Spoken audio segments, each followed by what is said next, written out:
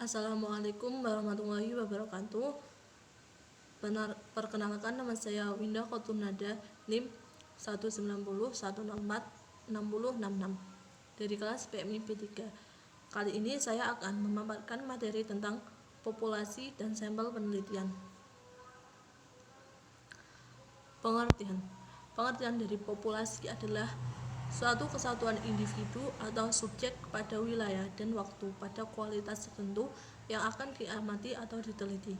Satu orang pun dapat digunakan sebagai populasi karena satu orang mempunyai berbagai karakteristik, misalnya gaya bicaranya, disiplin pribadi, hobi, cara bergaul, kepemimpinannya, dan lain-lain. Misalnya akan melakukan penelitian kepemimpinan Presiden Y, maka kepemimpinan itu merupakan sampel dari semua karakteristik yang dimiliki Presiden Y. Populasi penelitian dapat dibedakan menjadi dua, yaitu populasi finite dan populasi infinite. Populasi finite sendiri yaitu suatu populasi yang anggota populasinya secara tidak pasti diketahui. Yang kedua yaitu populasi infinite, suatu populasi yang anggota populasi tidak dapat diketahui secara pasti. Pengertian dari sampel. Sampel yaitu sebagian dari populasi yang akan diteliti dan yang dianggap dapat menggambarkan karakteristik populasinya. Menurut Frankel, sampel sendiri merupakan suatu subkelompok dari populasi yang dipilih untuk digunakan dalam penelitian. Dalam analisis data, anggota sampel disebut juga unit analisis atau satuan analisis. 6 alasan melakukan sampling. Yang pertama yaitu ukuran populasi. Ukuran atau jumlah anggota populasi yang terlalu besar yang tidak mungkin diselesaikan dengan berbagai keterbatasan. Yang kedua yaitu faktor biaya. Biaya yang diperlukan dalam suatu penelitian bukan hanya untuk pengumpulan data saja, tetapi juga untuk analisis, diskusi, perhitungan, dan transportasi. Makin banyak objek yang diteliti, makin banyak pula biaya yang diperlukan. Salah satu alternatif untuk mengatasi keterbatasan biaya adalah melalui sampling.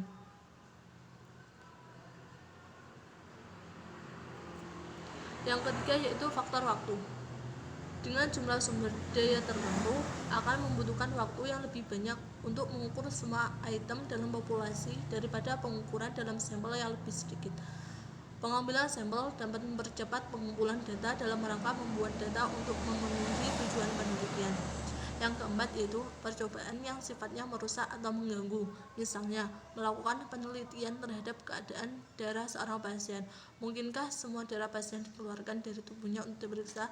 Untuk ini jelas sampling harus dilakukan. Yang kelima yaitu faktor kecermatan peneliti.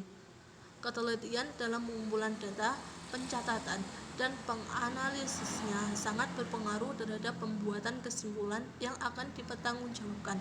Dengan sampling, ketidakcermatan dapat dikurangi karena peneliti akan bekerja dalam lingkup yang lebih terbatas yang dapat dia kendalikan. Prosedur pengambilan sampel. Yang pertama yaitu menentukan tujuan penelitian. Yang kedua, menentukan populasi penelitian. Yang ketiga, menentukan jenis data yang dibutuhkan.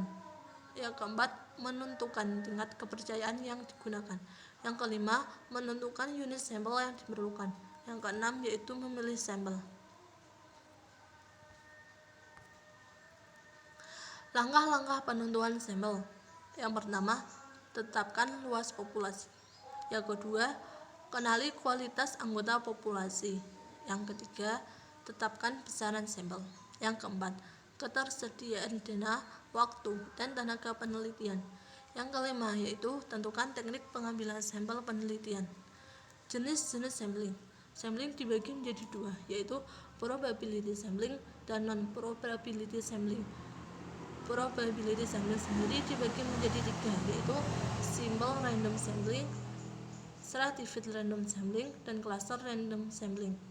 Non-probability sampling yaitu systematic sampling, quota sampling, incidental sampling, purposive sampling, sampel jenuh, dan snowball sampling. Probability sampling, teknik pengambilan sampel yang memberikan peluang yang sama kepada seluruh anggota populasi untuk dipilih menjadi anggota sampel. Ukuran populasi di mana sampel diambil harus diketahui. Ukuran sampel yang dikehendaki harus ditentukan. Setiap anggota populasi harus mempunyai kesempatan yang sama untuk dijadikan sampel. Non-probability sampling. Yang pertama, probability sampling. Yang pertama yaitu simple random sampling. Simple random sampling yaitu pengambilan sampel penelitian dengan acak sederhana atau undian atau menggunakan pendekatan bilangan random dengan cara undian yaitu yang pertama, semua anggota populasi diberi nomor urut atau kode.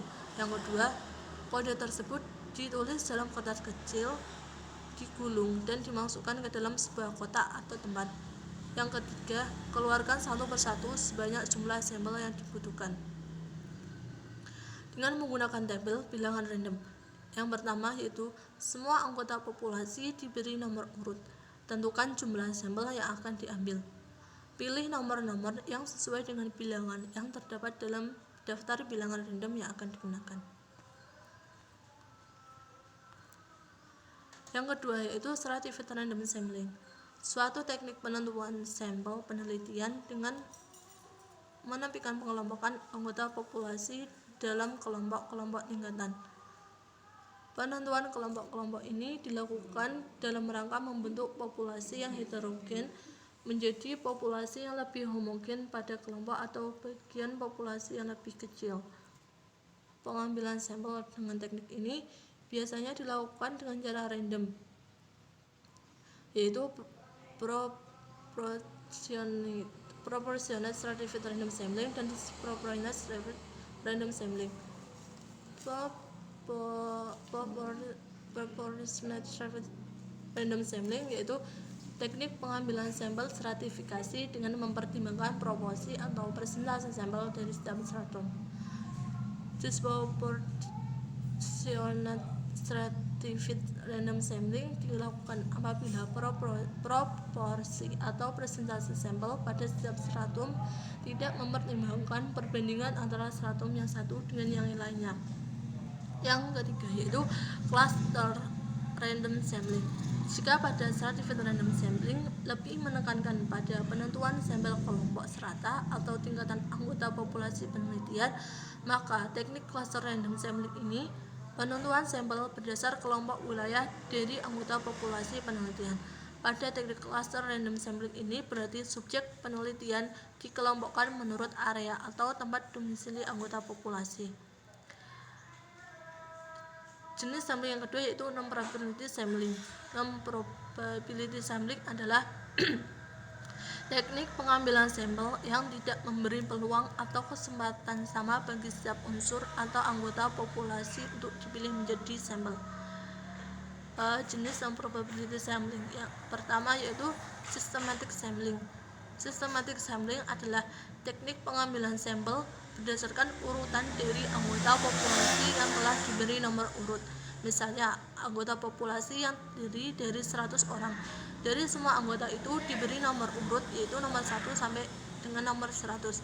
Pengambilan sampel dapat dilakukan dengan nomor ganjil saja, genap saja, atau kelipatan dari bilangan tertentu. Misalnya, kelipatan dari bilangan 5. Untuk ini, maka yang diambil sebagai sampel adalah nomor 1, 5, 10, 15, 20, dan seterusnya sampai 100. Yang kedua yaitu kuota sampling. Kuota sampling atau sampel kuota adalah teknik untuk menentukan sampel dari populasi yang mempunyai ciri-ciri tertentu sampai jumlah kuota yang diinginkan.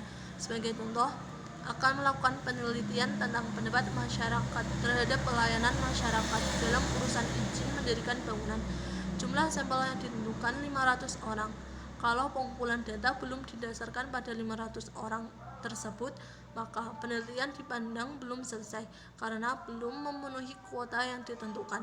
Bila pengumpulan data dilakukan secara kelompok yang terdiri atas 5 orang pengumpul data, maka setiap anggota kelompok harus dapat menghubungi 100 orang anggota sampel atau 5 orang tersebut harus dapat mencari data dari 500 anggota sampel.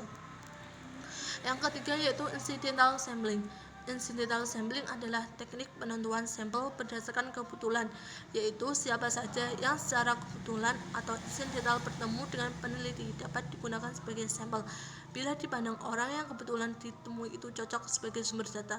Sampel ini digunakan jika peneliti sulit untuk menemukan subjek yang akan diteliti. Yang keempat yaitu purposive sampling. Purposive sampling adalah teknik penentuan sampel dengan pertimbangan tertentu.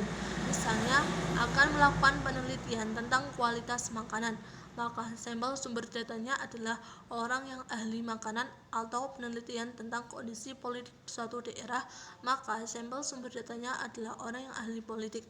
Sampel ini lebih cocok digunakan untuk penelitian kualitatif atau penelitian-penelitian yang tidak melakukan generalisasi. Yang keempat yaitu sampel jenuh. Sampel jenuh adalah teknik penentuan sampel bila semua anggota populasi digunakan sebagai sampel. Hal ini sering dilakukan bila jumlah populasi relatif kecil, kurang dari 30 orang, atau penelitian yang ingin membuat generalisasi dengan kesalahan yang sangat kecil. Istilah lain sampel jenuh adalah sensus, di mana semua anggota populasi dijadikan sampel. Yang keenam yaitu snowball sampling. Snowball sampling adalah teknik penentuan sampel yang mula-mula jumlahnya kecil, kemudian membesar, ibarat bola salju yang menggelinding yang lama-lama menjadi besar. Dalam penentuan sampel, pertama-tama dipilih 1 atau 2 orang, tetapi karena dengan 2 orang ini belum merasa lengkap terhadap data yang diberikan, maka peneliti mencari orang lain yang dipandang lebih tahu dan dapat melengkapi data yang diberikan oleh 2 orang sebelumnya. Begitu seterusnya, sehingga jumlah sampel semakin banyak. Pada penelitian kualitatif, banyak menggunakan sampling purposive dan snowball sampling. Misalnya akan meneliti siapa provokator kerusuhan, maka akan cocok menggunakan kedua teknik sampel ini.